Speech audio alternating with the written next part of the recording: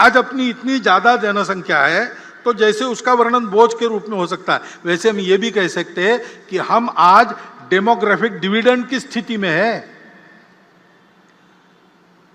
57 करोड़ युवाओं की संख्या किसी दुनिया के देश में नहीं है। चीन हमारा पड़ोसी बूढ़ा हो चुका है, हम जवान रहने वाले 30 साल तक।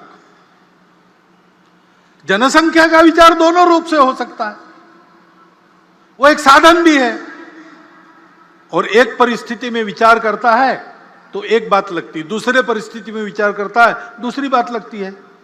चीन की इतनी ज्यादा जनसंख्या थी, उनको बोझ लगने लगा, उन्होंने एक परिवार में एक संतान और बाद में नहीं संतान, ऐसी नीति अपनाई। बड़े कड़े प्रयास से उन्होंने उसको लागू किया। हुकुमशाह है वहां, डिक्टेटरशिप है, यशस्वी हो गए। लेकिन फिर उनके ध्यान में आ गया अब सब बूढ़े ही बूढ़े हैं, काम करने के लिए जवान कहां से आएंगे। तो अब उन्होंने 2 संतति को प्रोत्साहन देना शुरू कर दिया। हमारे यहां क्या है, हमको भी विचार करना पड़ेगा। हमारा देश 50 वर्षों के बाद कितने लोगों को खिला सकता है? उस समय समाज में काम करने वालों की कितनी संख्या चाहिए? काम न कर सकने वाले उस समय कितने रहेंगे? आज के 57% युवा 50 साल के बाद काम करने की स्थिति में रहेंगे क्या? अपने देश का पर्यावरण कितने लोगों को खिला सकता है, कितने लोगों को झेल सकता है? इतने लोगों के शिक्षा की, स्वास्थ्य की क्या व्यवस्था हम कर सकेंगे? इतने लोग काम करेंगे, रहेंगे भी, क्या क्या करना पड़ेगा?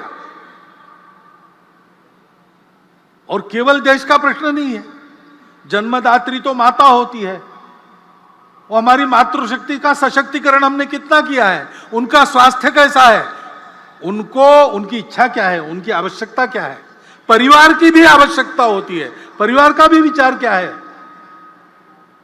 यह एक समग्र विचार करके एक नीति बनानी पड़ती है।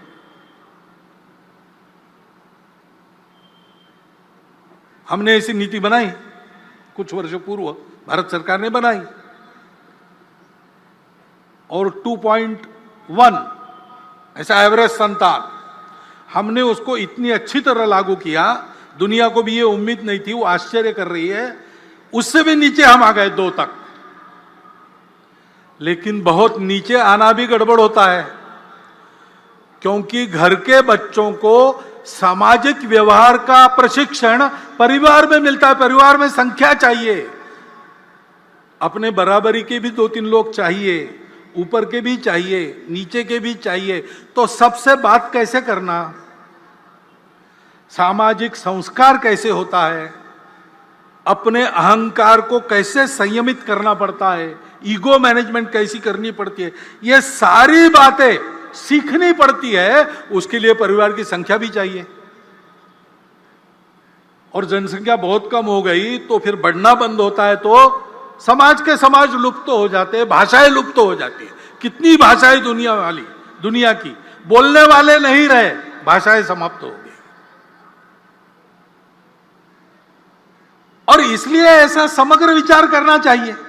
और ये भी हम देखते हैं कि जनसंख्या में प्रमाण का भी संतुलन चाहिए। हम भुगते हैं, जनसंख्या का असंतुलन हुआ तो 50 साल पहले उसके गंभीर परिणामों को हमने भुगता।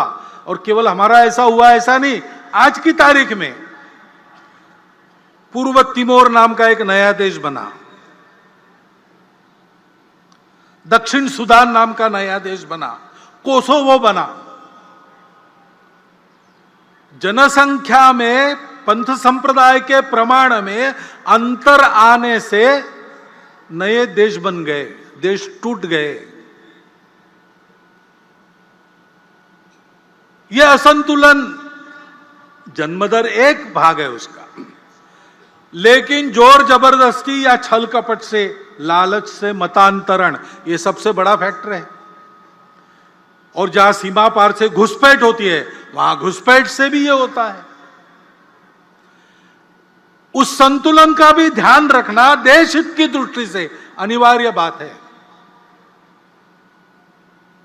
और इसलिए जनसंख्या की एक समग्र नीति बने, वो सब पर समान रूप से लागू हो, एक बार बनने के बाद किसी को छूट न मिले और समाज इसको स्वीकार कर ले, इसलिए उसके लिए मन बनाकर उसको लाया जाए, इसकी आवश्यकता है।